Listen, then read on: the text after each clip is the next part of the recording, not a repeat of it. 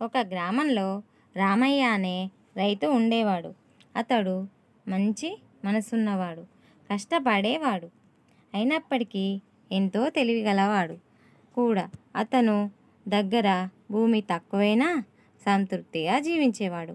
అతనికి గోపి అనే బలమైన ఎద్దు ఉండేది. రామయ్య గోపిని ఎంతో ప్రేమించేవాడు. గోపి కూడా తన యజమాని వింటూ విశ్వాసంగా వ్యవసాయ పనుల్లో సహాయపడేది.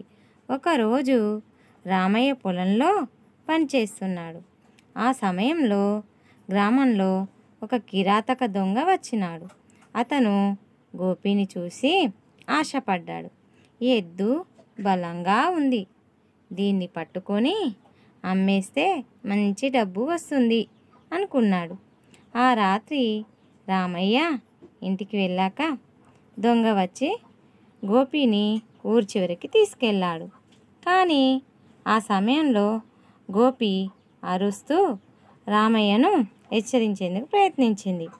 రామయ్య గమనించి వెంటనే బయటకు వచ్చాడు.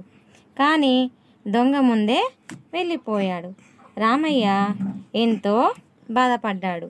కానీ వెంటనే ఓ యుక్తి వచ్చింది అతని మనసులోకి. తాను ఎంత తెలివిగా ఉంటానో చూపించాలనుకున్నాడు. రేపు ఉదయం గ్రామంలోకి వచ్చి దొంగ ఎద్దును అమ్మాలని ప్రయత్నిస్తున్నాడు. కానీ అప్పటికే రామయ్య గ్రామ పెద్ద దగ్గరికి వెళ్ళి చెప్పాడు, మీకు వినూత్నమైన విషయాన్ని చెప్తాను. నా ఎద్దుకు మాటలు రావడం తెలుసు, మీరు నమ్మకపోతే చూస్తారు. గ్రామ పెద్ద ఆశ్చర్యపోయాడు. ఏమిటి, మాటలు చెప్పే ఎద్దా? చూస్తే చూడాలి. ఇంతలో దొంగ గోపిని తీసుకువచ్చాడు.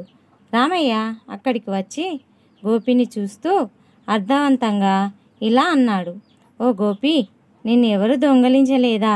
ఎవరు నిన్ను తీసుకెళ్లారు చెప్పు. అప్పుడే గోపి అమ్ అమ్ అంటూ అరవడం ప్రారంభించింది.